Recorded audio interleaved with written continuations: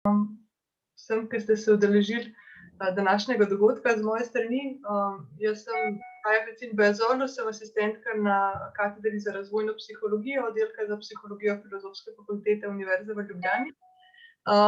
In sem skupaj z profesorico Urško Fekonja in študenti tretjega letnika psihologije smo skupaj pripravili tale dogodek, no, se pravi spolni stereotipi v vsakdanjem življenju otrok in mladostnikov in odraslih. Zdaj mogoče čisto tako, no, da malo povem, kako smo si mi zamislili tale potek tega dogodka. Na začetku bi profesorica Urška Fekonja naredila en tak krajši uvod v temo, predvsem z poudarkom na učinkih oziroma pomenu spolnih stereotipov za otrokovo razumevanje spola in spolnih vlog. Potem bi pa študenti, ki so izvedli pri vajah predmeta uporabna razvojna psihologija, neke take krajše analize različnih vsebin, medijskih produktov in tako naprej, predstavili v bistvu ugotovitve svojih analiz. In sicer bomo slišali o ugotovitvah analize oblačil za otroke, se pravi spolna stereotipnost oblačil za otroke, ki so jo pripravile kolegice Špela Svalina, Veronika Zupan, Ana Urh in Tinkara Prosenc. Potem bomo šli malo bolj na risanke, na različne, pa se pravi vsebine, povezane mogoče malo bolj s televizijo. Spolne stereotipe v Disneyjevih risankah nam bojo predstavili Nika Kirn, Ana Sladič, Teja Košmorar, Hanna Stela Hrotin. Potem bomo imeli še vedno eno tako malo bolj temo povezano z risankami, in sicer spolne stereotipe v risanki Neverjetni, ki to analizo so nekako pripravili Rebeka Levstik, Zoja Anžur, Roko Kot in Jean-Luca Lauriha. In potem na koncu bomo zaplavili še malo v svet videoiger, no, in nam bojo kolegice Maja Vidačič, Laura Vencel, Manca Troha in Katarina Vetrih predstavile spolne stereotipe v videoigrah Assassin's Creed. Tako da mogoče malo tako, no. Zdaj, sama struktura, sam potek bi šel tako, da po vsaki predstavitvi te neke vsebine bi par minut namenili, če bojo morebitna vprašanja o konkretnih analizah, potem bi pa v bistvu to bolj mogoče splošno diskusijo, malo bolj splošna vprašanja, pa potem na koncu pustili še nekaj časa, no, da mogoče se malo še razvija bolj splošna diskusija. Tako da, če ima kdorkoli, se mu pojavi že kakšno bolj tako vprašanje vmes, naj si ga zapiše ali pa ga povabim, da kar napišete mogoče v pogovor, v chat, pa bom jaz potem to spremljala na koncu, no, da bomo tudi te teme obravnavali. Tako da verjetno lahko gremo kar lepo najprej na uvod, Urška.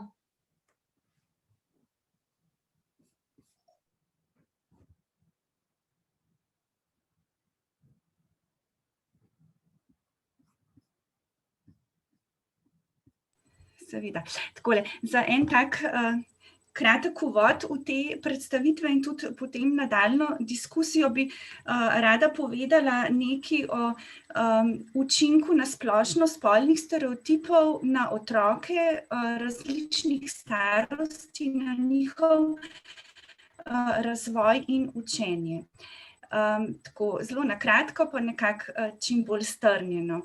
In sicer rezultati različnih raziskav potrjujejo nekatere razlike med dečki in deklicami na različnih področjih razvoja, na primer telesnem, gibalnem, čustvenem, tudi govornem področju, vendar pa v splošnem ugotavljajo avtorji, da je učinek spola majhen, da je med deklicami in dečki več podobnosti kot razlik in da so v resnici razlike med spoloma veliko manjše, kot so razlike znotraj posameznega spola.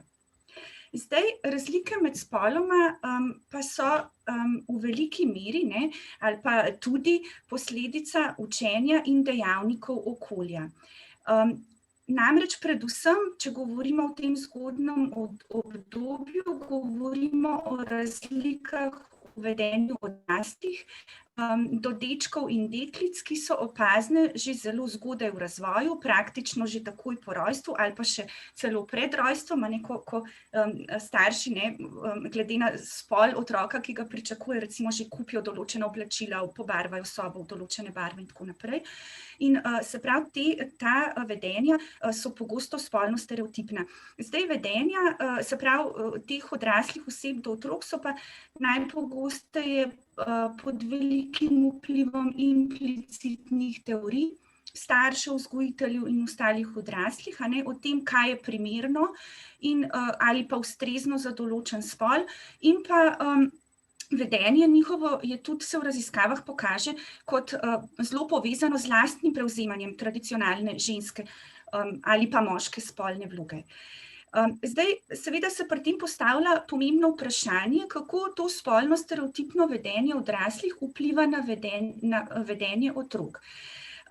In raziskave kar dosledno kažejo, da otroci, ki so že zgodaj in pogosto izpostavljeni spolnim stereotipom v svojem okolju, tudi sami izražajo bolj stereotipna prepričanja in bolj stereotipno razumevanje spola in se tudi sami vedejo bolj stereotipno. Lahko bi rekli, da vsi ti spolni stereotipi, ki so jih otroci deležni v svojem okolju, vplivajo na razvoj njihovih spolnih shem in razvoj pojma spola. Kaj to spolna shema je? To je en tak večdimenzionalni konstrukt, ki se razvija po določenem zaporedju razvojnem, začne se razvijati že v obdobju malčka, ko otroci vidijo te prve razlike med spoloma in tudi sebe opredelijo glede na spol. Odvisen je razvoj od spoznavnega razvoja, sigurno pri otroku, ampak hkrati pa imajo velik pomen v razvoju spolnih shem, ima tudi poučevanje. In otroci in mladostniki so spolnim stereotipom izpostavljeni v zelo različnih vsakodnevnih situacijah in tudi preko zelo različnih medijev, na kar bodo tudi potem kasneje kolegi in kolegice opozorili. Jaz bi mogoče za en tak primer pokazala ali pa povedala nekaj o spolnih stereotipih v knjigah za otroke, ki se jih danes ne bomo toliko dotaknili, so pa podobno velja recimo tudi za risanke. Otroške knjige namreč za otroka predstavljajo enega prvih virov predstav o vrednotah in pričakovanjih, ki veljajo v družbi, v katerih živi, in tudi enega prvih virov, iz katerih pridobiva informacije o spolu. Je pravzaprav pomemben del socializacije spolnih vlog, prav zato poteka preko slikanic in knjig za otroke. In avtorji v več raziskavah z vidika spolno-stereotipnega prikazovanja ženskih in moških likov analizirajo različne slikanice in knjige za otroke in kar dosledno ugotavljajo, da spolni stereotipi prevladujejo v številnih otroških knjigah. In ti spolni stereotipi se kažejo predvsem v prevladovanju moških likov v naslovih, ilustracijah in glavnih vlogah v primerjavi z ženskimi, potem v vrstah dejavnosti, v katere so ženski in moški liki vključeni, in tudi v uporabi spolno-stereotipnega jezika. Predvsem poudarjajo, da čeprav ženske predstavljajo polovico celotne populacije prebivalstva, pa so ženski liki v precej manjšem odstotku zastopani v otroški literaturi v primerjavi z moškimi. In spolno-stereotipno prikazovanje likov se kaže predvsem v tem, da so ženske pogosto opisane kot pasivne, odvisne, nekompetentne, brez nekih ciljev, brez nekih motivov, se pravi v tem smislu zelo pasivne in na ilustracijah tudi precej drugače prikazane kot moški. Na primer, raziskave kažejo, da so pretežno v notranjih prostorih, s predpasnikom, v kuhinji kot neke opazovalke, pogosto tudi stojijo pri vratih ali pa gledajo skozi okno, medtem ko moški liki prihajajo ali odhajajo nekam v zunanji prostor, so bolj pogosto opisani kot aktivni, neodvisni in kompetentni. Hkrati pa je tudi zanimivo, da so ženski liki, ki izražajo pa bolj pustolovsko ali pa bolj asertivno vedenje in bolj močno osebnost, pogosto v knjigah prikazani negativno in so zato tudi kaznovani, pogosto recimo v vlogi kakšnih čarovnic, nekih takih negativnih likov. Ženski in moški liki so v knjigah pogosto tudi opisani z drugačnimi pridevniki, medtem ko so ženske pogosteje opisane kot lepe, prestrašene, vredne nečesa, so moški na drugi strani pogosto opisani kot veliki, strašni, močni. In recimo zanimivi so tudi rezultati ene raziskave, v kateri so avtorji preučevali, kako se glavni junaki in junakinje v zgodbah odzovejo na smrt. In so prav tako ugotovili, da pogosto zelo spolno stereotipno, namreč junakinje se pogosto odzivajo na zelo stereotipno ženski način, z izražanjem čustev, zelo odvisnim vedenjem, moški pa na drugi strani na stereotipno moški način, bolj zadržano, močno, neodvisno, tolažijo, se pravi, te ženske like v njihovi žalosti. In čeprav splošno raziskave kažejo, da so ženski liki v zadnjih 20 letih prikazani veliko manj v tradicionalnih vlogah, kot je to veljalo v preteklosti, nekateri stereotipi še vedno vztrajajo in danes se bomo o tem pogovarjali. Kar je tudi zanimivo, je to, da so stereotipi redkeje preseženi pri prikazovanju junakov, se pravi moških likov, kot pa junakinj, se pravi ženskih likov, predvsem se pravi pri prikazovanju moških likov ti še kar vztrajajo. Zakaj pa je pomembno, da poskušamo presegati te spolne stereotipe? Zato, ker otroci se najpogosteje poistovetijo z junaki istega spola. Zdaj, bodisi je to v otroških knjigah enako, velja recimo tudi za risanke. In pomanjkanje junakinj v knjigah pravzaprav pomeni pomanjkanje priložnosti za deklice, da se z njimi poistovetijo. Ugotovitve raziskav o učinku izpostavljenosti otrok spolnim stereotipom v knjigah tudi kažejo, da so otroci, ki so bolj pogosto izpostavljeni zgodbam, ki na spolno stereotipen način prikazujejo značilnosti in vloge junakov, izražajo tudi sami bolj tradicionalno razumevanje spola, in po drugi strani pa deklice, ki so poslušale zgodbe z močnimi liki, z netradicionalnimi značilnostmi in vedenjem, izražajo višjo samopodobo kot deklice, ki takih zgodb niso bile deležne.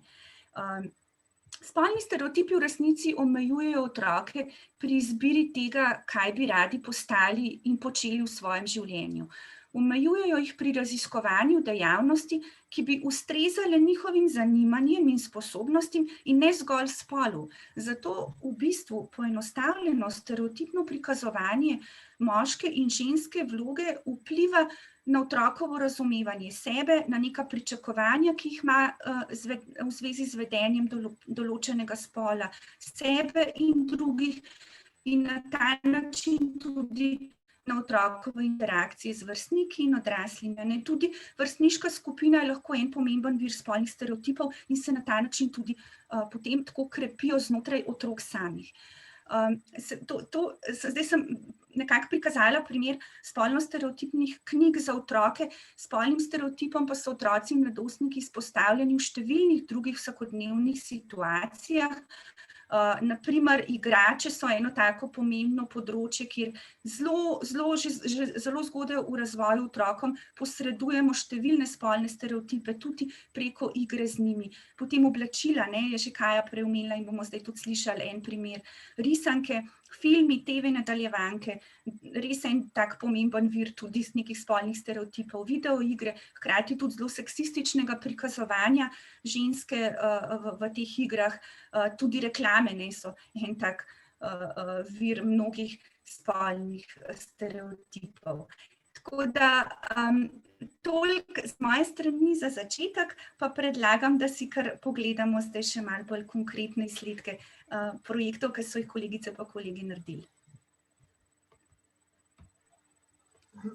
Ja, super, hvala. Se pravi, če se je komurkoli že kakršnokoli vprašanje zdaj pojavilo, jaz res lepo vabim, da si ga nekam zabeležite, pa bomo to na koncu potem malo bolj splošno še malo bolj obdelali v debati. Zdaj bi pa prosila kolegice, da predstavijo v bistvu rezultate svoje analize te spolne stereotipnosti, ki se pojavlja pri ponudbi otroških oblačil.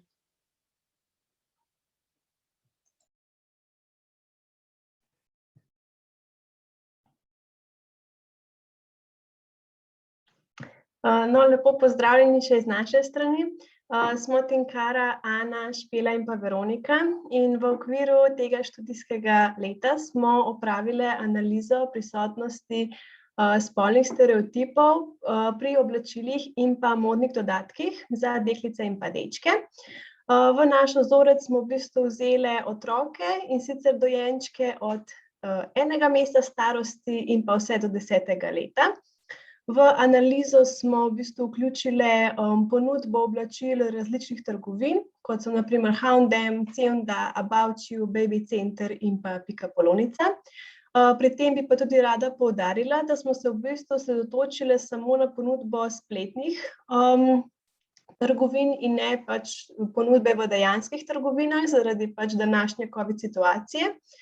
Še vseeno smo pa potem lahko uspele nekako izločiti 4 glavne kriterije, ki smo jih kasneje preučevali, in to so števila izbire oblačil, barva in pa motivi oblačil in pa še na koncu modne dodatke. Pa če gremo kar na naš prvi kriterij, in to je bilo število izbire. In sicer v vseh spletnih trgovinah smo v bistvu opazile, da imajo deklice na voljo več izbire kot pa dečki. Sama količina ponudbe oblačil in pa modnih dodatkov se je, kot lahko pač opazite na prosojnicah, zelo razlikovala od trgovine do trgovine in zato je tudi se v bistvu razlikovala sama razlika med ponudbo oblačil za dečke in pa za deklice. Bolj specifično v trgovini H&M so v bistvu deklice imele na voljo kar 313 oblačil več in pa 24 dodatkov več kot dečki. V trgovinah C&A so imele deklice na voljo 40 kosov oblačil več in pa samo 4 dodatke več. V bistvu to razliko smo opazili tudi pri trgovinah Baby Center in pa pri About You. In sicer pri prvi so deklice imele na voljo 54 oblačil več kot dečki, dojenčice pa so imele na voljo 43 oblačil več kot dojenčki. V sklopu trgovine About You pa so v bistvu deklice v ponudbi imele kar 386 oblačil več in pa zgolj 5 dodatkov več kot pa dečki. In v bistvu opazimo lahko, da imajo pri vseh trgovinah deklice več izbire, tako pri oblačilih kot pa pri modnih dodatkih, pri čemer moramo izpostaviti to, da je v bistvu razlika pri modnih dodatkih manjša kot pa pri samih oblačilih. Opazili smo v bistvu tudi, da imajo deklice na voljo več kategorij oblačil kot pa dečki. V smislu pač pri deklicah je na voljo še kategorija obleke ali pa krila, ki pa ga seveda dečki nimajo. Bi pa tudi rada izpostavila trgovino Pikapolonica, ki je bila v bistvu edina trgovina, ki v svoji spletni ponudbi ni v bistvu oblačila in pa modnih dodatkov ločevala po spolu, torej imela v bistvu na voljo oblačila za oba spola skupaj, kar je v bistvu zelo spodbudno, saj so bila v bistvu edina trgovina, ki pač ni ločevala med oblačili za deklice in pa dečke. No, razlike med oblačili za dečke in za deklice se pojavljajo tudi v barvah. Predvsem so za dečke na voljo barve, ki so bolj temne in hladne, prevladujejo recimo črna, temnomodra, zelena, siva in bež. Pojavljajo pa se tudi bolj temni in udarni odtenki oranžne, rdeče in pa rumene. Zelo redko se recimo pojavljata vijolična in roza barva.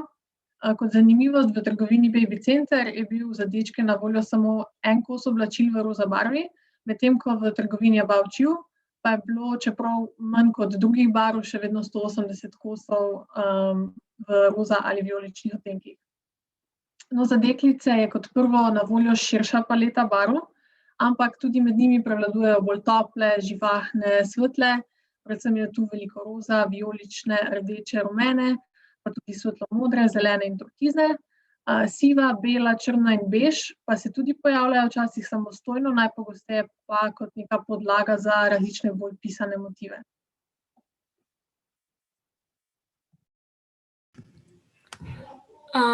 No, pregledali pa smo tudi različne motive na oblačilih in smo v bistvu ugotovili, da se na splošno ti zelo razlikujejo. Pri dečkih so se najpogosteje prikazovali motivi superjunakov, športnih motivov, kot so recimo kakšna nogometna žoga ali pa košarkaš, potem avtomobili, motorji, ladje ali pa tudi razni motivi iz risank in pa filmov, recimo Tom in Jerry, avtomobili, Vojne zvezd, Jurski svet, Kako izuriti svojega zmaja, ali pa tudi motivi iz videoiger, kot so recimo Fortnite in pa PlayStation. Pri oblačilih za deklice pa smo v bistvu opazili zelo drugačne motive, veliko več rož, srčkov, zvezd in pa mavric. Pojavljali so se prav tako motivi iz risank in pa filmov, ampak tokrat drugih kot pri dečkih, torej veliko več Disneyjevih filmov in pa njihovih princesk, potem pa tudi motivi iz risank Miraculous, Pujsa, Pepa in pa Tačke na patrulji. Zdaj tako pri dečkih kot tudi pri deklicah smo opazili motive živali, vendar pa so se te v bistvu razlikovale po spolu. Zaradi tega, ker smo pri dečkih veliko večkrat opazili živali, kot so dinozavri, krokodili, želve, opice, žirafe, kiti, morski psi, medtem ko so pa za deklice bili veliko bolj pogosti motivi drugih živali, torej mačke, psi, konji, zajci, zelo veliko samorogov, potem tudi metulji, ptice in pa morski konjički. Zdaj tudi pa, če smo našli neko podobno žival, so se pa tudi te razlikovale glede na izgled motiva. Recimo za primer sta srednji dve sliki, kjer je v bistvu tiger na majčki za dečke in pa gepard na majčki za deklico. In lahko vidimo, da je tiger narisan veliko bolj realistično, takega, kot bi našli v naravi, medtem ko je pa za deklice ta gepard narisan bolj animirano, kot iz neke risanke, tako ljubko, prikupno, z velikimi očmi. No, vseeno pa smo opazili, da se nekatere spletne trgovine že skušajo biti malo manj spolno stereotipne, in sicer tako, da kljub označenemu moškemu artiklu tega ponudijo na spletni strani tudi pod dekliškim oddelkom. In primer je bila recimo trgovina H&M, kjer so tele sandale za dečke z motivom Super Mario in pa Tačke na patrulji v bistvu ponudili tudi za deklice. So pa tudi izjeme, ko najdemo oblačila za deklice in pa dečke, ki niso spolno stereotipna. Recimo tukaj je primer majice za deklice, ki ima motiv Vojne zvezd, ki je ponavadi le za dečke.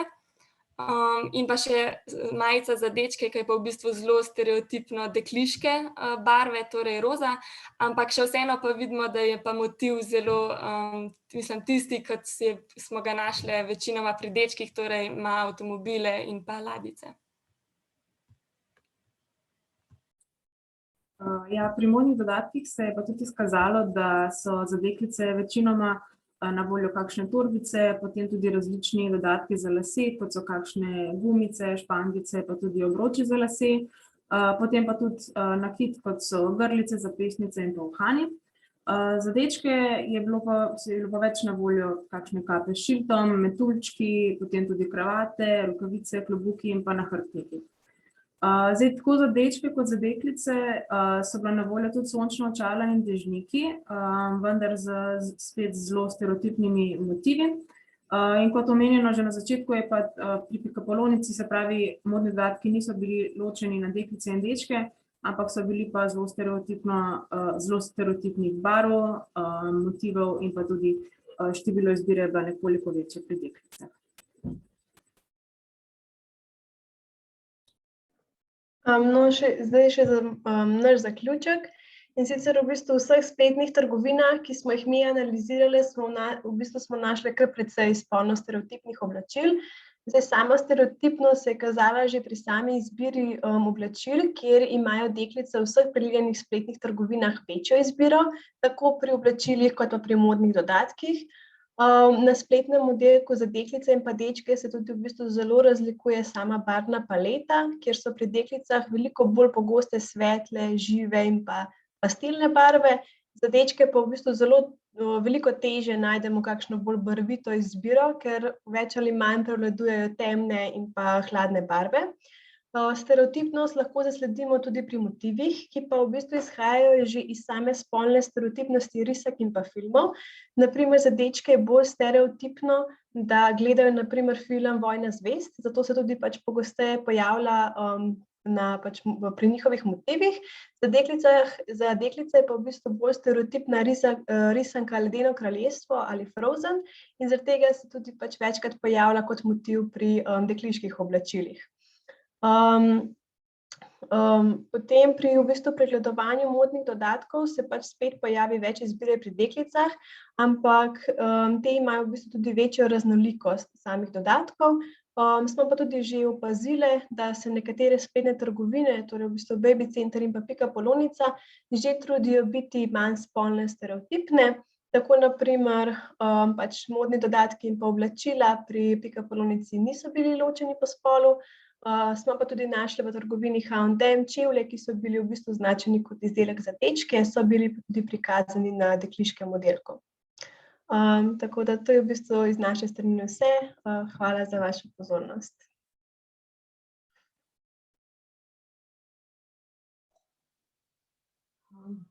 Super, najlepša hvala.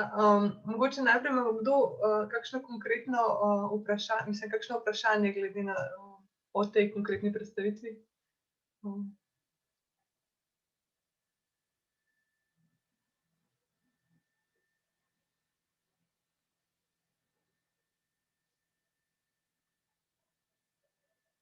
Ne? Dobro, pa gremo pa lahko naprej, no. Bomo šli pa potem na spolne stereotipe v Disneyjevih risankah. Tako da tudi kar vabim kolegice, da predstavijo svoje ugotovitve.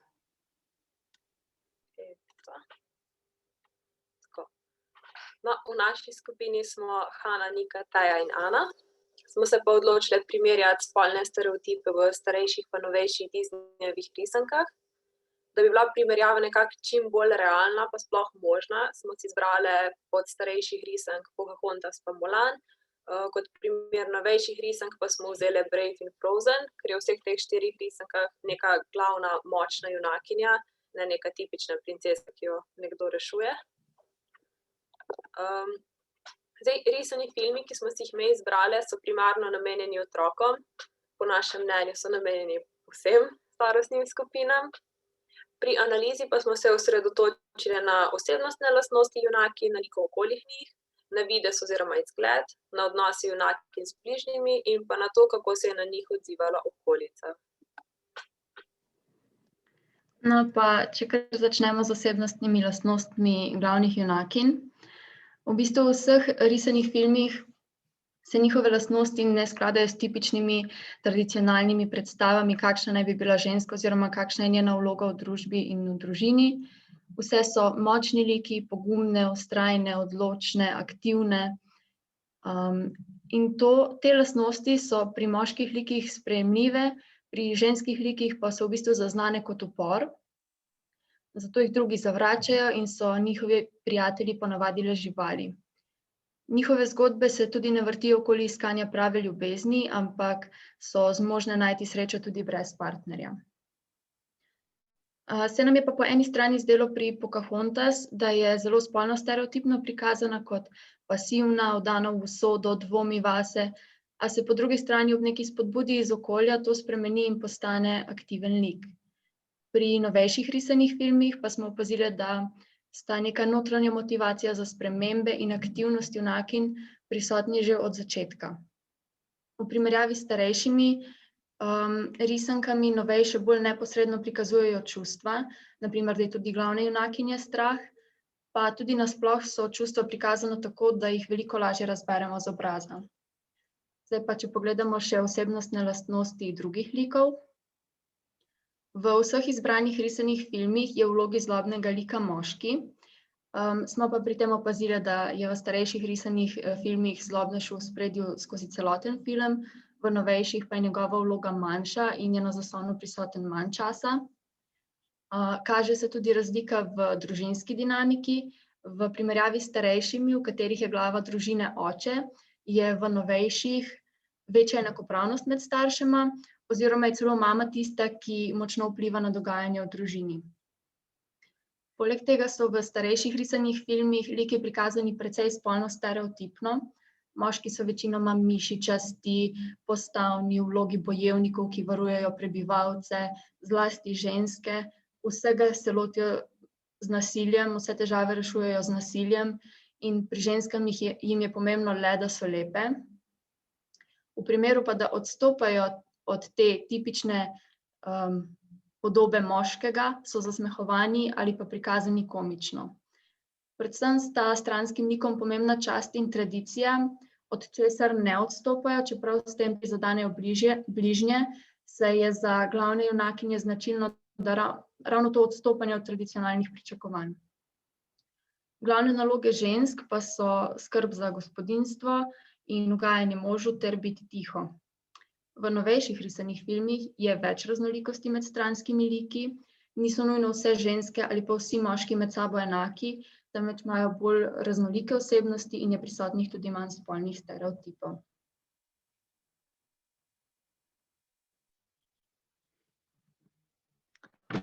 Zdaj, eden izmed kriterijev, ki smo ga tudi preučevali, je bil sam videz glavnih junakinj. Ugotovili smo, da so vse oblečene dokaj preprosto in da so prikazane v oblekah, ki poudarjajo nek običajen videz, ne dajo nekega groznega vtisa princesk. Res pa je, da so vse junakinje v zgodbi prikazane kot bojevite in neustrašne, zato so verjetno želeli to prikazati tudi skozi sam videz oblek. Kot vidimo, pa tudi barve teh oblek so dokaj raznolike in pa spolno ne toliko stereotipne. Ugotovili smo tudi nekaj razlik, in sicer, da so barve las junakinj bolj raznolike v novejših risankah. Mulan in Pocahontas imata obe črne in ravne lase, na drugi strani pa ima Elsa blond lase, Meridini lasje pa so oranžni in skodrani, kar je simbol njene bojevitosti in poguma. Lasje novejših junakinj so tudi bolj neurejeni oziroma skuštrani, kot lasje starejših junakinj, ki so pa gladki in počesani. Elsa je sicer nekoliko bolj naličena od ostalih in ima edina spete lase, ampak tudi skozi celoten film njena pričeska ni popolnoma urejena, veččasno. Zdaj, ostale junakinje imajo naravne lase, ki so spuščeni, smo pa razmišljali, da je to lahko vpliv same kulture, v kateri živijo. Mulan in Pocahontas sta na primer izvirata iz azijske in pa indijanske kulture, kjer so taki lasje dokaj značilni in pa pogosti. Opazili pa smo tudi, da je pri starejših risankah za ženski lik tudi pomembno, da so dolgi lasje skoraj nujni, saj so kratki primernejši za moške like, medtem ko to pri novejših risankah ni bilo več pravilo. Opazili pa smo tudi, da je v starejših risankah zelo poudarjen sam izgled ženske, saj se zelo ceni lepota in to, kaj si ostali želijo in pričakujejo od njih. Na primer, Pocahontas je klasična lepotica. Ima dolge noge, je vitka, ima zelo ozek pas in pa visoke ličnice in je tudi elegantna. Zdaj, v novejših risankah je to sicer tudi še vedno nekoliko prisotno, vendar je skozi like možno opaziti tudi različne tipe oziroma vrste lepot in pa postav. Na primer, ženski liki so prikazani tudi kot nižji, pasovi niso več tako zelo ozki. Še vedno pa je izgled likov nekoliko nerealno prikazan, ker imajo liki še vedno nekoliko nerealne telesne proporce, na primer, velike oči so še vedno prisotne, pa tudi pas je še vedno ozek, čeprav ne več toliko. Daš naprej? Ja. Preučevali pa smo tudi odnose z bližnjimi. In sicer v vseh 4 risankah smo opazili, da ima glavna junakinja vedno za seboj neki lik, ki zelo skrbi in pazi nanjo. In pri Pocahontas sta to živalici, pri Mulan je to mušu zmaj, ki predstavlja duha njenega prednika, pri Brave je to mama, pri Frozen pa sestra Anna.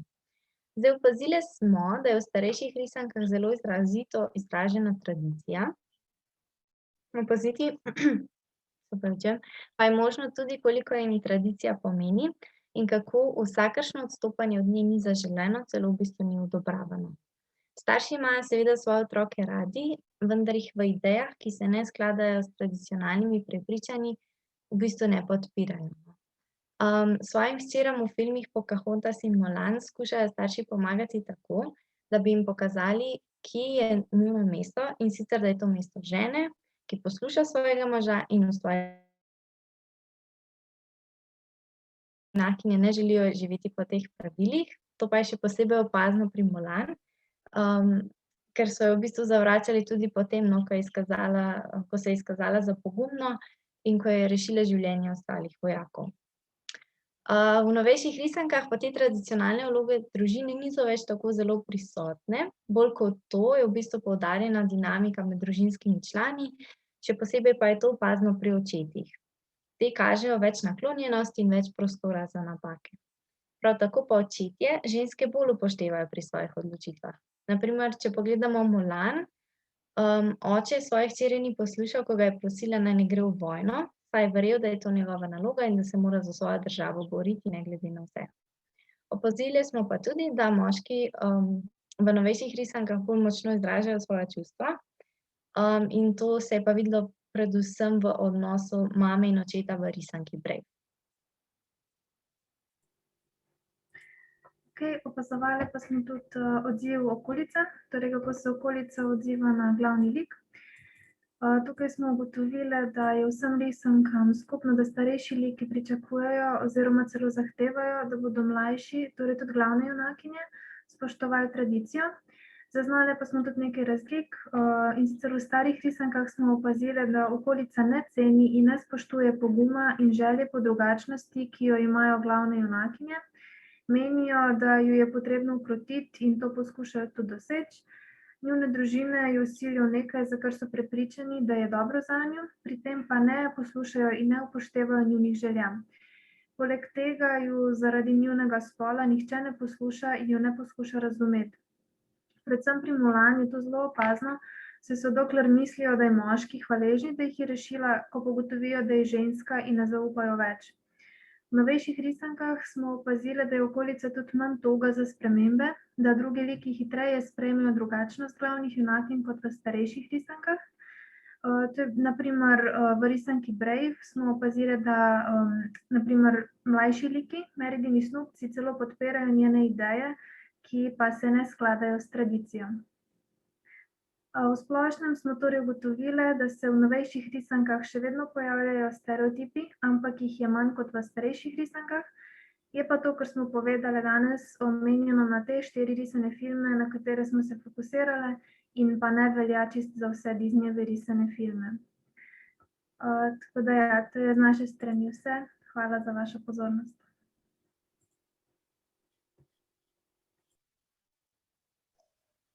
Super, najlepša hvala.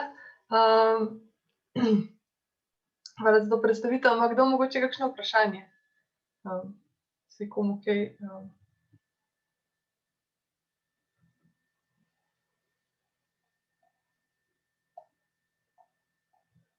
Ne? Dobro, pa gremo pa kar še naprej na tretjo predstavitev, se pravi, še vedno ostajamo v svetu risank, pa bomo pogledali malo spolne stereotipe v risanki Neverjetni.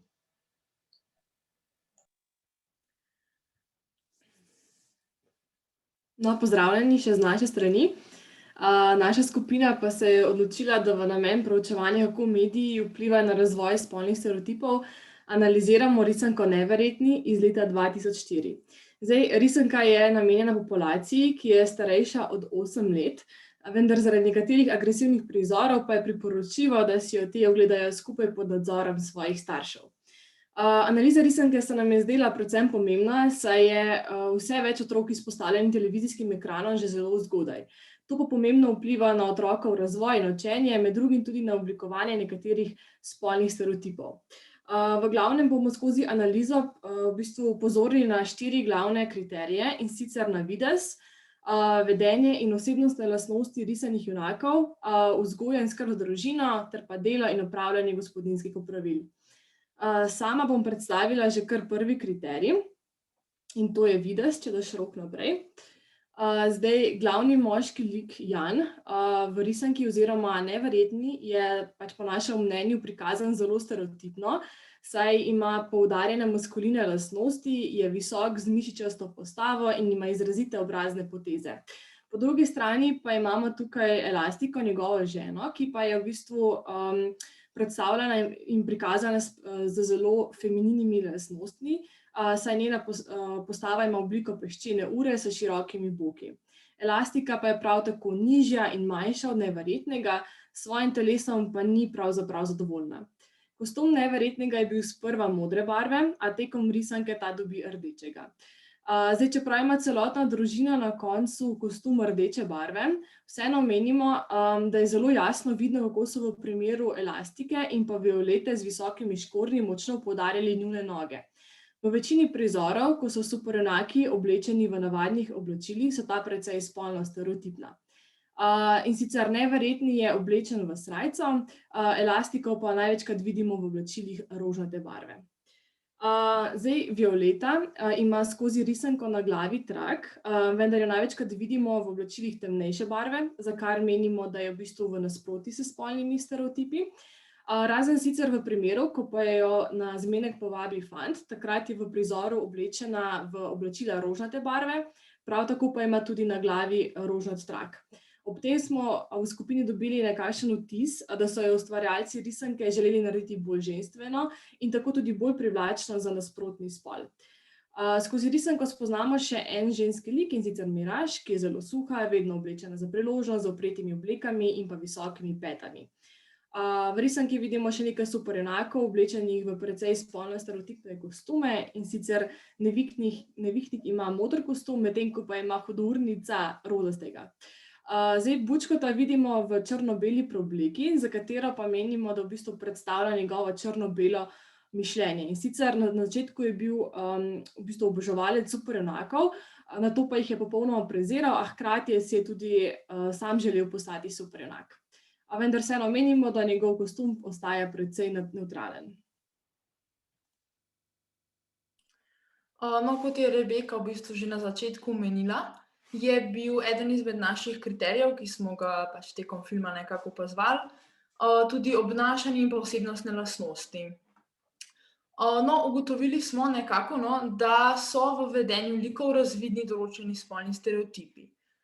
Če vzamemo najprej za primer glavni lik oziroma Neverjetnega, on je predstavljen kot močan, svojeglav in pa pogumen oče. Je glava družine, njegova naloga pa je predvsem, da družino preskrbi. No, to je bilo pač predstavljeno precej stereotipno. Ob koncu filma pa smo zaznali pri njegovem liku tudi nekatere manj maskuline lastnosti, kot recimo ranljivost, obžalovanje, žalost in tudi sprejemanje pomoči. To je bilo razvidno predvsem iz tega, da je v bistvu pravi superjunak on lahko postal šele, ko je sprejel pomoč svoje družine. No, potem smo opazovali tudi vedenje Elastike oziroma njegove žene. V osnovi se nam je zdela kot dokaj tradicionalen lik matere, velik del njene samopodobe je temeljil tudi na njeni sposobnosti, da pač skrbi za otroke in pa družino. V začetku filma je bil tudi en prizor, kjer je bila izpostavljena nekoliko stereotipno spet njena zapeljivost. Tekom filma pa je bilo tudi kasneje večkrat nekako pač poudarjeno, da ni popolnoma zadovoljna s svojo postavo oziroma svojim videzom. No, potek filma pa je nekako sovpadal s premikom od tradicionalno ženske do nekoliko bolj progresivne prezentacije Elastike, kar se nam je zdelo zelo spodbudno. Na začetku je bila nekako pač predstavljena kot gospodinja, ob koncu filma pa je izrazila tudi nekatere maskuline lastnosti, na primer pogum, tudi vztrajnost in pa moč. Postala je bolj aktiven lik in je tudi rešila svojo družino. No, kljub temu očitnemu preskoku pa je v bistvu še vedno izražala nekatere tipične lastnosti, recimo ljubosumnost, ko je na Janovi obleki našla las, ki je pripadal Miraž in je pač takoj podvomila v Janovo oziroma od Neverjetnega zvestobo. Potem smo se osredotočali tudi na Violeto in Brzija. No, pri obeh otrocih smo v bistvu zaznali nekatere spolne stereotipe. Pri Brziju predvsem to, da je predstavljen kot pogumen, nagajiv, energičen, radoveden, nekako v nasprotju s tem pa je Violeta bolj previdna, sramežljiva, tudi zelo skrbna in pa ne samozavestna. Proti koncu filma sicer postane bolj samozavestna in tudi odločna, ob več priložnostih izkaže neke svoje spretnosti, Brzi pa ostane nekako tipično svojeglav in ne posluša staršev. Tudi stereotipno je bilo tudi to, da se je Brzi do svoje sestre obnašal v nekaterih kadrih zelo zaščitniško, jo rešil pred nevarnostjo in tako naprej. No in nazadnje smo se še na stranske like osredotočili. Bučko, ki ga je omenila že Rebeka, je se pravi nek glavni hudobec, ki je bil pač v otroštvu nekako sramočen s strani neverjetnega.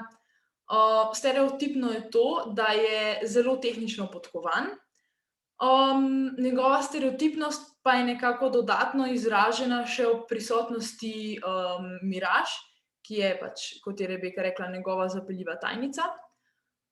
Miraž se ob koncu filma sicer Bučkotu upre, ampak to nekako stori primarno zato, ker je ni rešil, ko je neverjetni grozil smrtjo.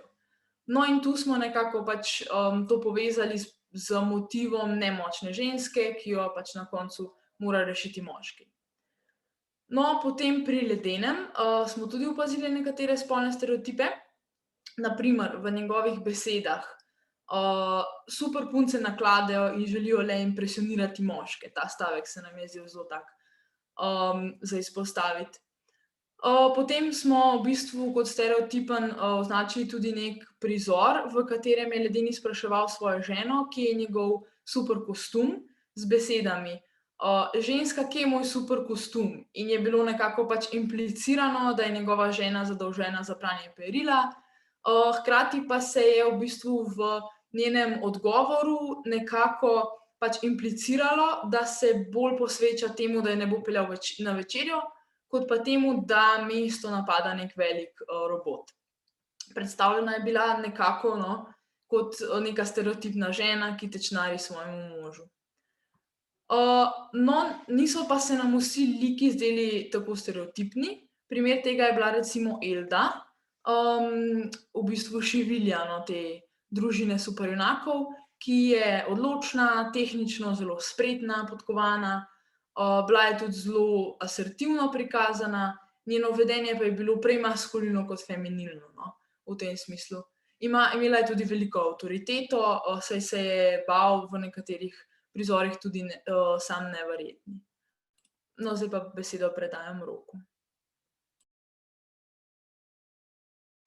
Se opravičujem, imamo tehnične težave, nam ni kazalo slik, ki so v bistvu kar ključne, sploh za tiste, ki risanke ne poznate tako dobro, da si boste lažje predstavljali, pa bomo probali zdajle še enkrat zagnati predstavitev.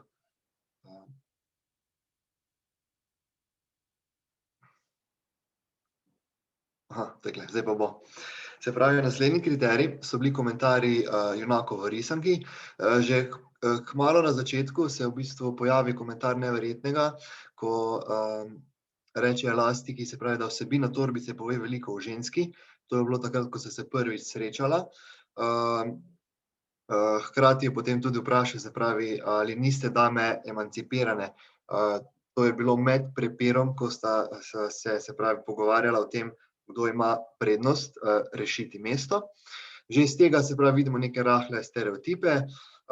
Potem naslednje v bistvu tak zelo stereotipne izjave, ki smo jih srečali v risanki, so bile izjave Elde. To je bila šivilja od neverjetnega, ki je rekla, da moške njegovih let velikokrat nosi Luna. S tem je namigovala v bistvu, da Jan vara Elastiko, saj ona ni vedela, kje je bil. Hkrati je tudi rekla, da nočem se ukvarjati s kreiranjem oblačil za manekenke, saj so to samo lateks in botoks. To je v bistvu odgovorila Elastiki na vprašanje, zakaj se ne vrže v kreiranje oblačil za manekenke in zakaj samo za superjunake. Stereotipe pa zaznamo tudi pri vožnji in pa avtomobilih. Vedno, kadar je družina skupaj, družino vozi neverjetni. Sam si tudi ob povišici plače kupi športni črn avto, medtem ko Elastiki kupi majhen rdeč avto. Elastika ponavadi navigira, sedi na sopotnikovem sedežu, medtem ko pa je sama z otroci, avto vozi ona. Tudi z Brzjem se igra v bistvu z avtomobilčki, medtem ko je Violeta tipična najstnica hčerka, s katero v bistvu se oče ne igra, ker ima te srednješolske probleme. Pa gremo kar naprej. Naslednji kriterij smo si pa izbrali vzgoja in skrb za družino In sicer Neverjetni, njegova naloga je, da rešuje svet, medtem ko Elastika doma, je gospodinja, skrbi za družino in hišo. Po drug primer vidimo tudi medtem ko Brzi v šoli izvaja vragolije. Oče je bil navdušen, se pravi ga spraševal, kako mu je to uspelo, kako da ga niso dobili. Medtem ko je bila mama jezna, ga je ukarala, tudi na koncu kaznovala. Tudi ona je bila tista, ki je šla na razgovor ravnatelju.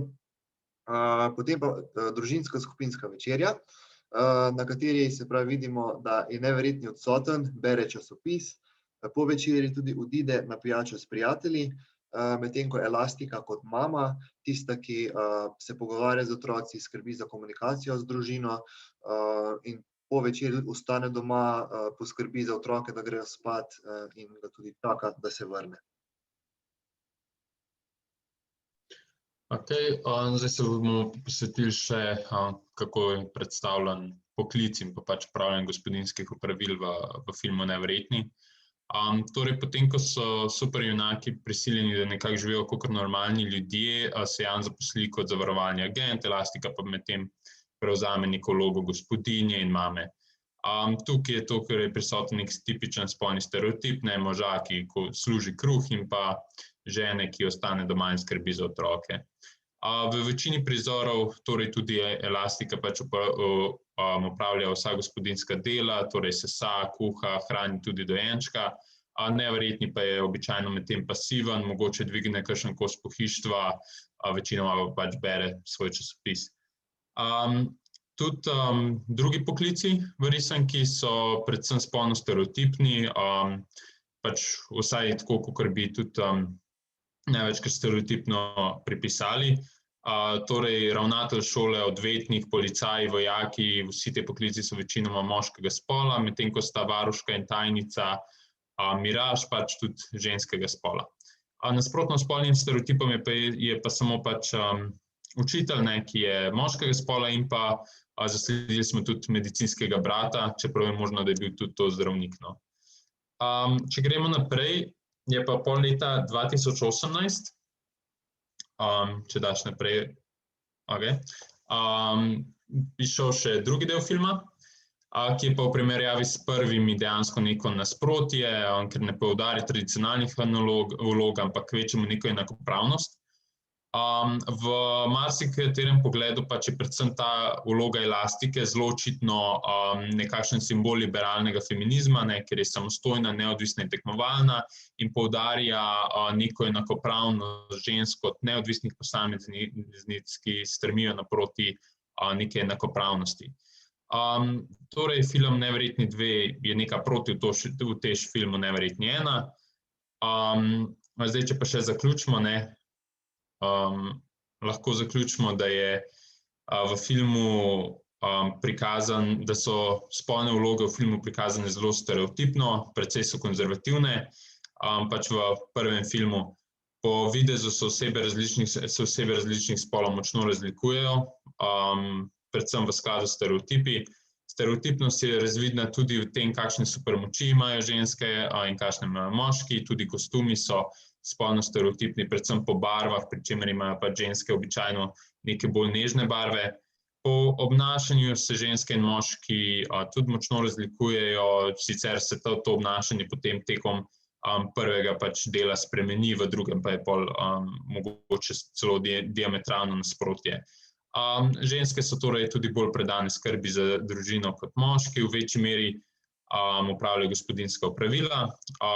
Potrebno je poudariti tudi te številne komentarje, interakcije med različnimi liki in pa tudi osebnostne lastnosti likov in pa igrače, s katerimi se igrajo otroci. Vse to je večinoma v veliki meri pač zelo stereotipno bilo v prvem filmu. Kljub temu, da smo skozi analizo torej zasledili večinoma te tradicionalne spolne vloge, so bile pa prisotne tudi so bili prisotni tudi nekateri elementi, ki so mogoče bili malo manj tradicionalni, predvsem ta večja asertivnost in samostojnost žensk proti koncu filma in pa vloga Neverjetnega, ki se tekom filma spremeni in potem dejansko pravi junak postane šele, ko sprejme neko svojo ranljivost in pač pomoč svoje družine. Torej, če zaključimo, je film v največji meri kar zelo stereotipen. Je pa možno zaslediti tudi nekaj nestereotipnih elementov, ki so potem v filmu Neverjetni 2 še bolj izraženi in ta film Neverjetni 2 dejansko deluje kot neka protivtež stereotipnosti filma Neverjetni. To je pa iz naše strani vse in se vam zahvaljujemo za vašo pozornost.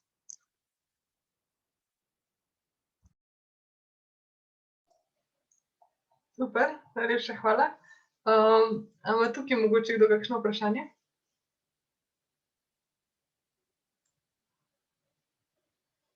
Ne? Dobro, pa gremo še malo na področje videoiger. Bojo pa predstavile še kolegice svoje ugotovitve glede konkretne videoigre. Živijo še z naše strani. Danes bomo predstavili franšizo Assassin's Creed in spremenili razvoj spolnih stereotipov skozi leta. Smo pa Manca, Laura, Katarina in pa Maja. Prva igra je bila narejena leta 2007, zadnja leta 2020 in sicer Assassin's Creed Valhalla. Skupaj je 12 glavnih iger, če odštejemo Liberation in Freedom Cry, ki so spin-offi.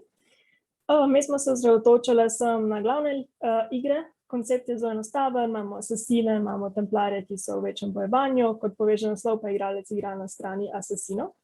Za namene raziskave smo se odločili, da preučujemo spol glavnih likov, kakšna je njihova vloga, kakšne so osebnostne lastnosti, stil oblačenja, kakšna je spolna reprezentacija v posterjih, naslovnicah iger, kakšna je razlika med moško in žensko glasbo ter trailerji. Če se prvo osredotočimo na ženske. Glavni ženski lik se je pojavil še leta 2015 v igrici Syndicate, kjer jo lahko dejansko igramo. Ivy si je glavno vlogo delila še z svojim dvojčkom, Jacobom, in tako je lahko igralec oba lika igral 50% časa.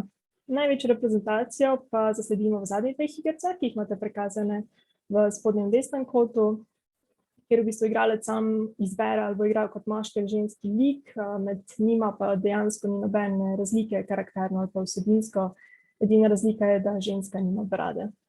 Še vedno pa ni igrce, kjer bi bila opcija zgolj ženski lik, kot je bilo to pri moških do leta 2015. Tako vidimo, da so ženske večinoma še vedno stranski liki, ampak kar je velik napredek je, da ne služijo le kot opora ali pa senca glavnemu liku, so svoje osebnosti, ki pa počnejo stvari poleg glavnega lika, niso zgolj tako imenovani love interesti. Na sredini imate prikazano Ajo, ki je stranski lik v igrici Origins, ampak ima eno zelo pomembno vlogo, ona je ustanoviteljica tega Assassin's Creed oziroma asasinovega nazora. Ena bolj žalostna zanimivost je, ona bi sicer mogla biti glavni lik v tej igrici, ampak so se razvijalci potem zadnji čas odločili, da bi bilo bolje dati moškega, ker se takšne igrice bolje prodajajo. Torej, še vedno se pojavljajo določene stereotipizacije, naprimer v zgornjem levo kotu imate prikazano Mary Read, ki je stranski lik v igrici Black Flag. In zaradi narave piratstva se v bistvu pretvarja, da je moški po imenu James Keith. Glavna liku pa se v bistvu razkrijala z eno misijo in sicer, da je svojimi ženskimi čari očarala paznika. To je storila tako, da se je spustila lase in dala make-up, kot vidite na sliki. Pri osebnostnih lastnostih lahko izpostavimo Syndicate, ki ga imate prikazano v bistvu tukaj spodaj, pa v desnem kotu. In sicer Ivy je prikazana kot mirna, tiha, preračunljiva, vedno misije planira, ima sposobnost biti nevidna, kar še poudari njeno pretkanost. Jacob pa je bolj neučakan, nikoli ne premisli in brezglavo teka v akcijo in uniči plane, ki jih je naredila Ivy. Tudi on lahko samo nosi na primer obleko Ezia, ki je najbolj stabilen lik v franšizi, Evie pa zgolj obleko Juno, ki pa je v igrici manipulativna boginja, ki želi uničiti svet. In tukaj vidimo stereotipizacijo, saj ženske ne morejo nositi moških oblačil ali pa jih oblačila negativno zaznamujejo. Pri moških likih, oni so veliko bolj stereotipizirani v smislu svoje zgodovine in preteklosti. Njihovi motivi izhajajo iz travm, ali izgubijo celotno družino kot Ezio, ali mu ubijejo ljubljeno osebo, kot je oče, sin ali pa dejansko vse prijatelje. In se vedno hočejo maščevati in so prikazani kot brezsrčni morilci, ki pa tekom zgodbe pridobijo svojo empatičnost. Zdaj se bomo pa še osredotočili na napovednike in plakate. V napovednikih prevladujejo moški, njihova vloga se razvija iz stereotipne vloge morilca brez čustev do bolj kompleksnih likov, ki pa vključujejo očeta in prijatelja. Ženske se najprej ne pojavljajo v trailerjih ali pa se pojavljajo zgolj v vlogi sredstva za doseganje ciljev preko zapeljevanja ali drugih seksualnih dejanj. Preskok pa se zgodi, ko se pojavi tudi ženska protagonistka, saj za te igre obstajajo različni napovedniki. Ženske verzije napovednikov so bile izdane kasneje ter imajo veliko manj ogledov. Zanimivo pa je, da jih je tudi težje najti na spletu, saj je treba zraven naslova napisati tudi female protagonist, česar pri moškem karakterju ni treba. Primerjali bomo dva napovednika teh iger. Pri napovedniku, kjer je protagonist ženska, je polno dvoma, če ji bo uspelo, povedano pa je tudi, da so časi herojev končani. Napovednik za enako igro pri moškem protagonistu je drugačen, saj dvoma ni, on pa je v bistvu postan, da jih reši in je že heroj. Pri najnovejši igri pa sta napovednika enaka, različna sta samo spola protagonistov. Posterji so v bistvu zelo podobno kot napovedniki, moški izstopajo, če pa obstaja ženski protagonistka ali sploh ni na naslovnici ali pa je v bistvu prikazan kot stranski lik za moškim. Sedaj pa si bomo pogledali preomenjena odseka napovednikov.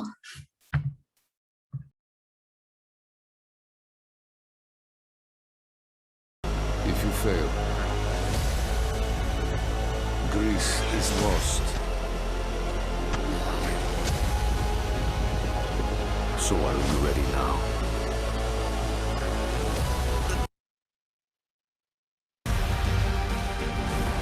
You were sent by the gods to protect this world.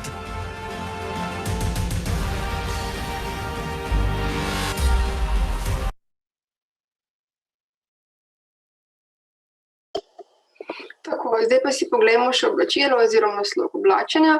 Kot je že iz slik razvidno, torej na levi strani primeri moških v njihovih oblačilih, na desni pa ženske.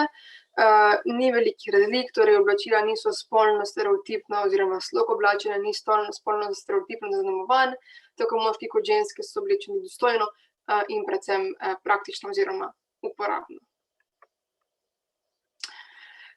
Prav tako glasba ni spolno stereotipno zaznamovana. Glasba se bolj kot na spol nanaša na zgodovinsko obdobje, ki ga omenjena igra predstavlja. Ne glede na to, ali je protagonist moški ali ženska, glasbena podlaga obstaja enaka. Vendar pa prihaja do razlik pri tem, pri kakšni glasbi je kot spremljava uporabljen moški ali ženski glas. Ženski glas je običajno prisoten pri nekih počasnejših, tišjih, nežnejših, bolj melanholičnih melodijah. Moški glasovi pa se pogosteje pojavljajo v glasnejši, udarnejši, hitrejši in bolj napeti glasbi, ki ima basovno podlago. To omenjeno razliko v tej glasbeni podlagi in moškem ali ženskem glasu si bomo zdaj tudi pogledali v videu.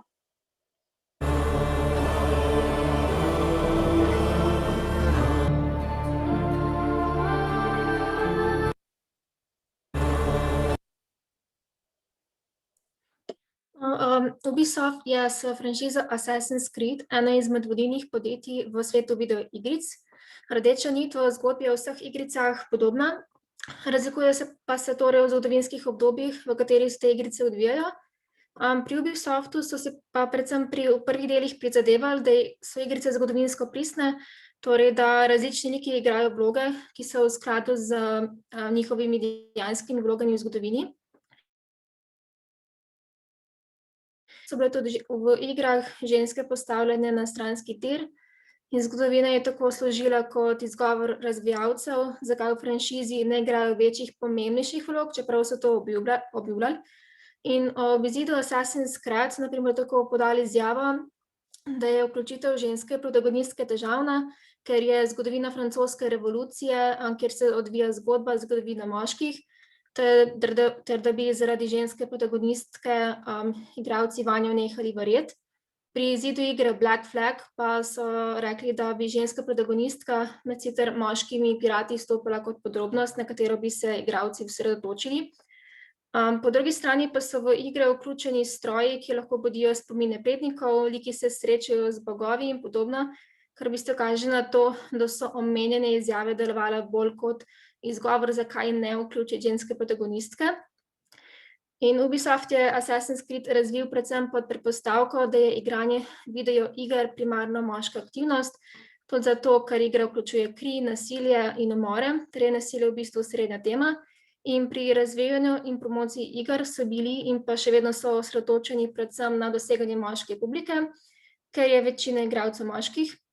Kljub zadržkom ustvarjalcev pa se je reprezentacija žensk v Assassin's Creed od prvih delov franšize izjemno spremenila in predvsem zaradi povečane želje po ženski reprezentaciji v videoigrah, s čimer so hoteli zagotoviti, da se bodo z igro identificirali tako moški kot ženske. V predstavitvi smo se osredotočili predvsem na razlike v reprezentaciji spolov skozi celotno franšizo. Veliko omenjenih stereotipov so pa ustvarjalci uspeli prepoznati ter jih odpravili in s tem so v bistvu postali tudi ena izmed vodilnih franšiz glede zagotavljanja spolne enakopravnosti v igrah. S tem tudi zaključujemo našo predstavitev in se vam zahvaljujemo za pozornost.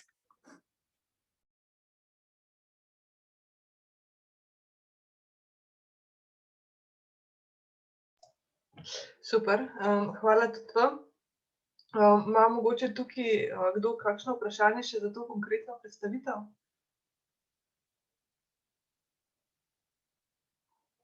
Drugače bi jaz rada zahvalila vsem študentkam in študentom, ki so pripravili te predstavitve.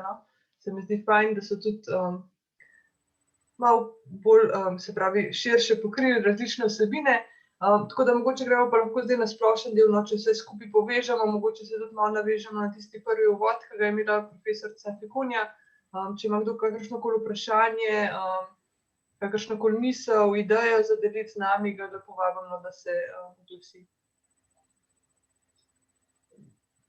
Jaz sem v bistvu pomislila na to ob tej zadnji predstavitvi, da bi bilo tako zanimivo pogledati, ne vem, a ste mogoče kje zasledili ali pa vprašanje, če sploh to je kdo raziskoval, koliko potem dejansko moški izbirajo ženske like v tem smislu, da igrajo prav v igrah ženske like, tudi če so jim na voljo. Se mi zdi, da verjetno zelo redko, ali ne vem.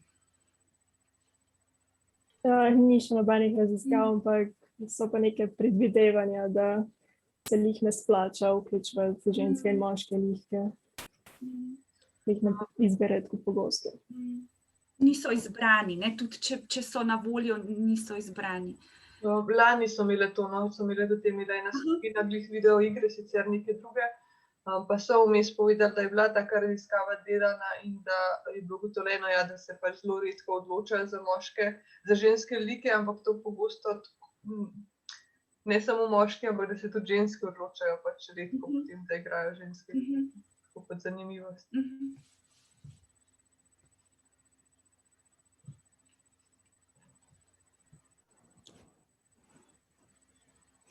Mogoče jaz lahko kot gostja nekaj vprašam. Meni se je zdelo zelo zanimivo pri prvi predstavitvi spolno stereotipnih oblačil, modnih dodatkov in podobno. In zdaj, če sem jaz prav razumela, so bile tukaj franšizne trgovine in pa domače, če sem prav razumela. In prav pri domačih, torej Pikapolonica in pomagajte mi še ena, spletna trgovina, sta vendarle nekoliko drugačne ugotovitve, do drugačnih ugotovitev prišle. Ali to pomeni, da v Sloveniji neki novi tokovi vplivajo na to, da se tudi trgovine drugače odzivajo, ali kako si razlagate te dobljene rezultate?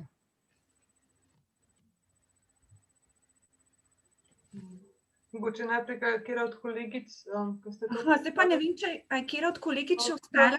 Špela pa Veronika bi mogli biti. Okej. Ja. Ja, verjetno imajo te pač bolj lokalne trgovine tudi večjo svobodo pri tem, kak repertoar oblačil tudi vnaša, medtem ko so ostale bolj multinacionalne korporacije in ni toliko te lokalne moči, da bi odločili, kakšni izdelki bodo, tako da verjetno iz tega vidika pa tudi lažje sledijo tem trendom in je lažje neke spremembe uvajati v takih manjših trgovinah, kot pa v nekih večjih, no, tak nekako. Ja, bi se kar strinjala z vami, ja, da so močne korporacije preveč striktno nadzorujejo, ne, in imajo nek model, kako se stvari promovirajo kot pa lokalne. Hvala. Je v resnici to eden takih zelo močnih, v bistvu, vsaj po mojem mnenju, no. Se pravi, da nekdo, ko pride ali na spletno stran, pa konec koncev trgovino, vsi trgovine so podobno urejene na striktno fizično ločen oddelek za deklice in za dečke, boh ne daj, da bi se kaj zmešali.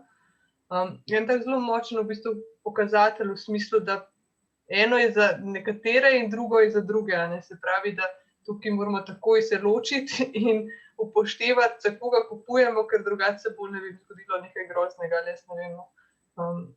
Tako da se mi zdi, da to je tak res taka malenkost v resnici, v tem primeru pri pikapolonici, ki ne ločuje na ta način, ne, pa se hkrati ne poslužujejo tega. Še vedno tudi. Podobno ne velja tudi za igrače, ne, ko stopiš v trgovino z igračami, prav tako veš točno, v kam moraš iti glede na spol otroka, ne, te tudi že nekako določijo oziroma prodajalka te prevpraša, katerega spola je kot koliko je star otrok, ne. Vemo, da je starost tista, ki verjetno določa to, s kakšno igračo se otrok sposoben igrati.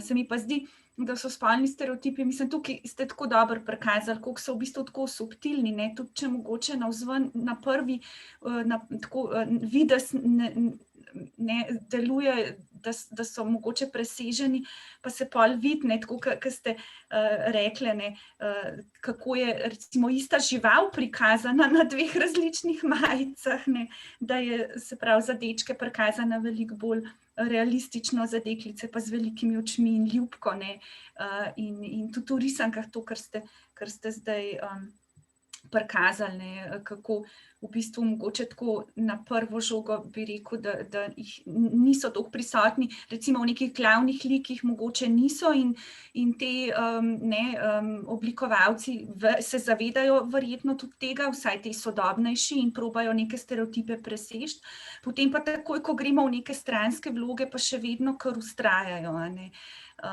In podobno, mislim, se kaže tudi v knjigah, ne, tudi tako podobno, tudi v risankah, tako kot ste rekli, ne, tudi če je glavna junakinja zelo asertivna, dinamična, motivirana, energična, ima pa tam vzadaj neko mamo, ki je pa vsa tradicionalna in celo ne dopušča tega vedenja pri svoji hčerki, ne, recimo tako v tem smislu.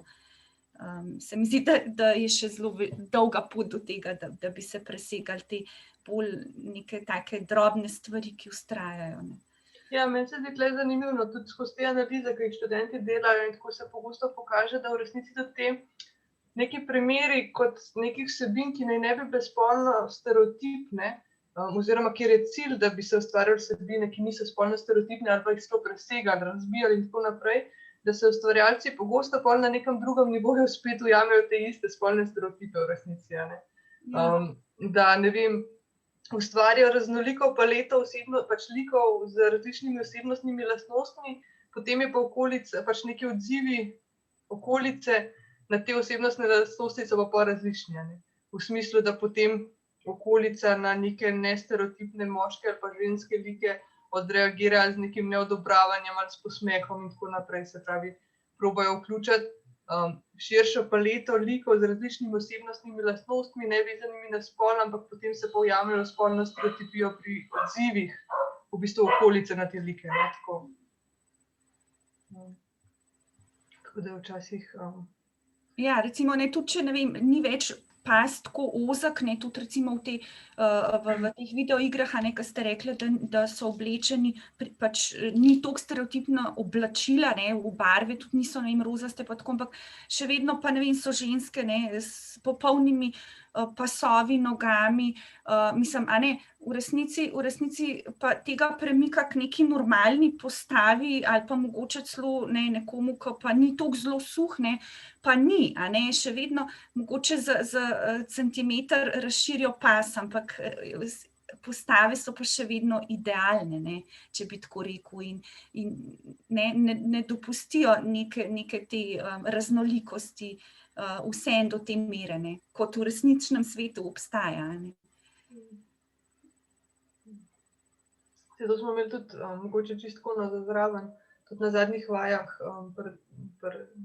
ravno v 3. letniku, tako ena zanimiva debata, v bistvu, kako se lahko na nek način zdaj spolni stereotipi grejo z roko v roki z kulturo, v kateri živimo, za družbo, ki izredno poudarja nek izgled.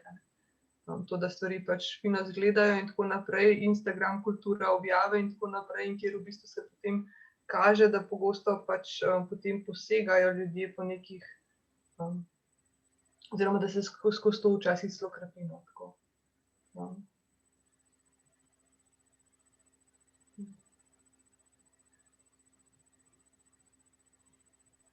Če lahko, bi jaz imela eno vprašanje. Prvo kot prvo, vsa čast vsem predstavitvam, res lepo raziskane in zelo zanimivo predstavljene. Moje vprašanje bi šlo pa bolj tistim, ki ste se ukvarjali s pop kulturo, se pravi filmi in videoigrami, pa risankami tudi. Kje mogoče vi vidite bolj motivacije za te spremembe, ki se dogajajo zdaj v filmih, kjer se mogoče ženski liki predstavljajo na netradicionalen način? A se vam zdi, da je to bolj, da to izhaja iz neke želje po subverzivnosti ali bolj po iz nekih motivacij profita, kjer nekako sledijo tem družbenim spremembam, razni studiji in razvijalci?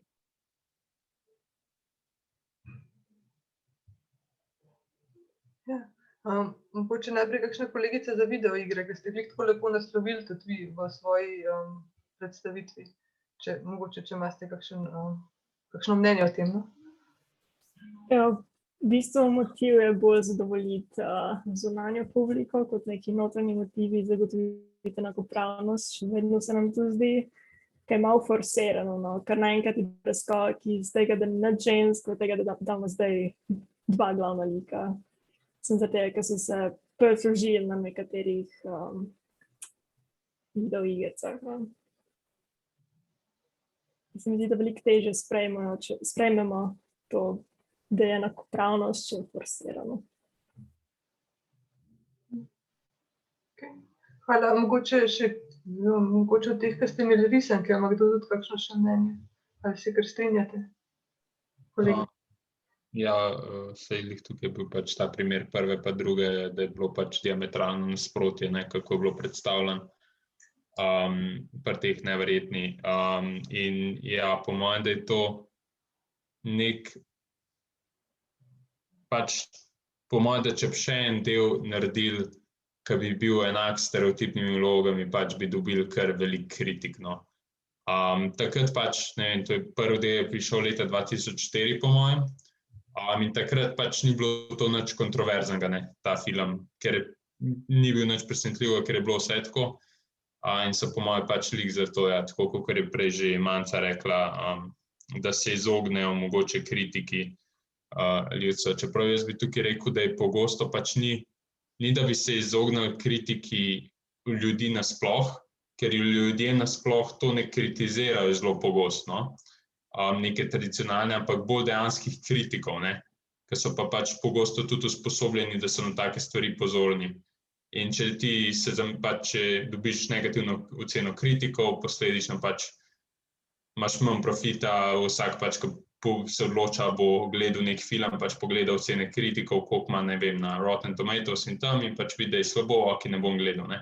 In se po moje, da bolj zavarujejo, no, s tem trenutno še, čeprav efekt je pa v končni fazi isti, ne glede na razlog, pač, da se to nekako postane nekaj normalnega, ne, da je bolj spolno nestereotipno.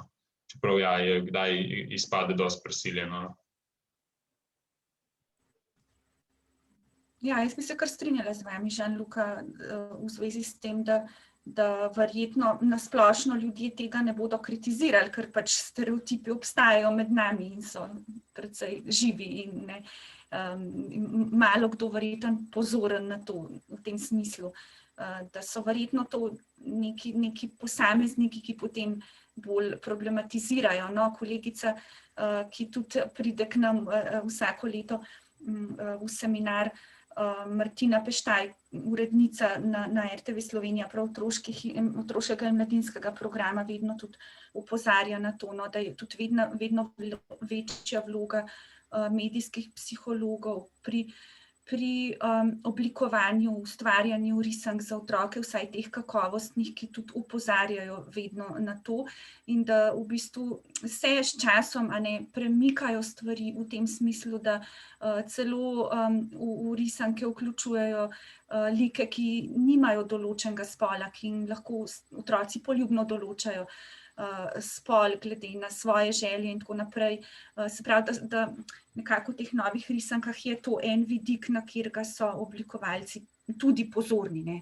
Zdaj, če govorimo o nekih bolj kakovostnih risankah, pa bolj, se pravi, ljudeh, ki delajo z nekim namenom za otroke, drugo so pa pač neke popolnoma komercialne stvari.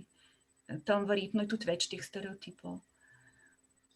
Ja, še lahko sem dodam, tudi zelo je pomembno, kaj naredijo s temi ženskimi liki. Če primerjamo 2 filma, jaz se da je Ocean's 11 pa Ocean's 12, eden ima samo moške like, eden pa sem ženske, pa je ženski veliko slabše ocenjen, zato ker so se fokusirali samo, da dajo ženske namesto moških, zgodba je bila pa katastrofalna.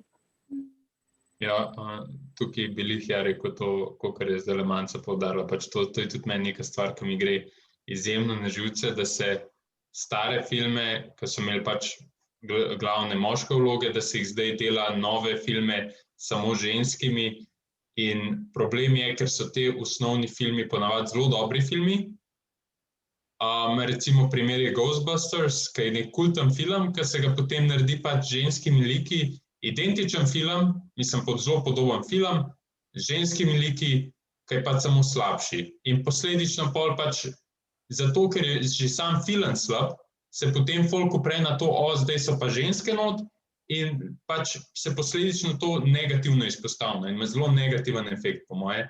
In tudi ta Ocean's 11 pa Ocean's 12, to je tudi pač neprimerljivo. To je pogosto, namesto da bi naredili nek nov film z ženskimi liki, pač se proba narediti nekaj na novo in se pol avtomatično pač primerja s originalnim filmom, ki je pa če je dober originalni film, boš ti težko naredil, bo še boljši pač film, ne.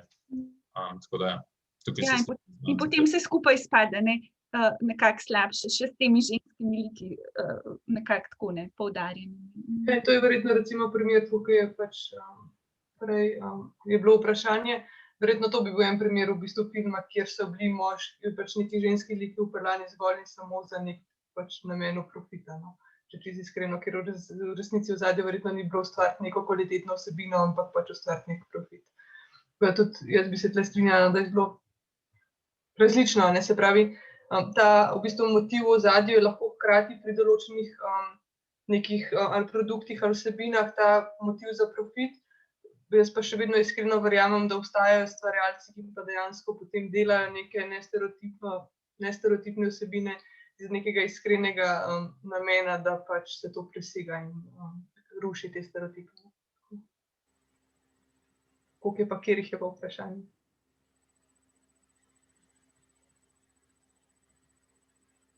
Ama mogoče kdo še kakšno vprašanje?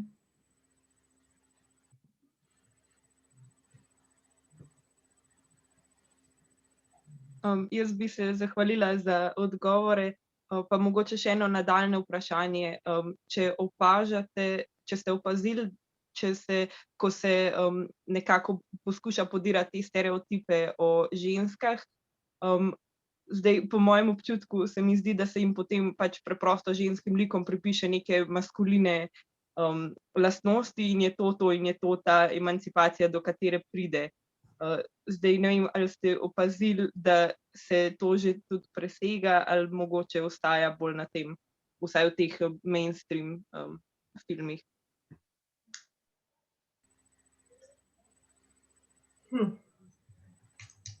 Če jaz povem za našo Assassin's Creed, je v bistvu v zadnji igrci sta si moški pa ženska čisto ista, ampak v tem primeru ima ženska maskuline lastnosti, torej je bolj podobna moškemu, kot gre moški ženski, če ima to smisel. Ja, in to se pokaže, tudi, mislim, v vseh teh stvarih, ne. Pač v knjigah, risankah tudi, ne.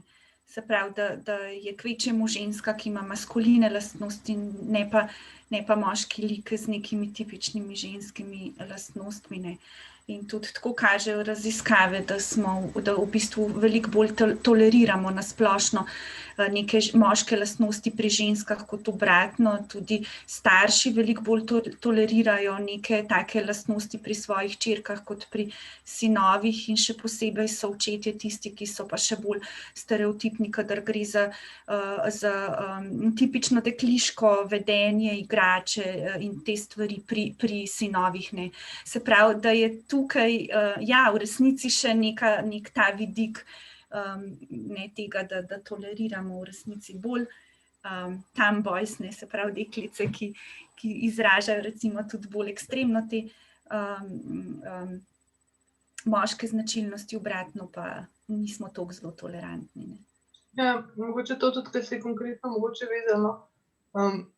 Mislim, da imamo tle tudi problem z enimi drugimi bolj stereotipi, ki se nam začnejo vezati na spolne stereotipe, ne, recimo to, na kakšen način, kako dojemamo, kdo je lahko recimo dober nadrejeni, dober vodja, kdo je tisti, ki je dominanten in tako naprej, ker tukaj pa se vidi, da kljub temu, da recimo, da v resnici, če pogledate ženske in moške like, se pravi, ženske liki se mogoče več pojavljajo v teh vsebinah, tudi na teh nekih bolj vodilnih mestih, če vzamemo v filmih in tako, ampak da v resnici lastnosti bojo pa pogosto v bistvu si dosti podobni in sicer bo pač vedno ta nek lik, ki ima moč, bo, ne vem, hladen, bo dominanten, bo pogosto tudi agresiven do drugih, bo pripravljen, ne vem, veliko stvari narediti za svoje cilje, ne bo imel neko odsotnost, ne vem, čustvene topline in tako naprej, ker se mi zdi, da se nam potem v bistvu začnejo s tem mešati potem tudi to, kdo na kakšnem, recimo,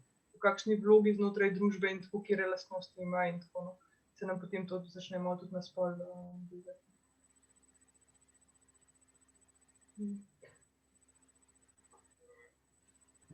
A smo vam odgovorili približno?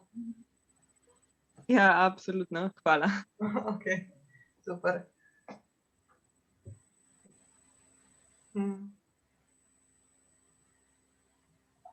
Še kakšno vprašanje mogoče?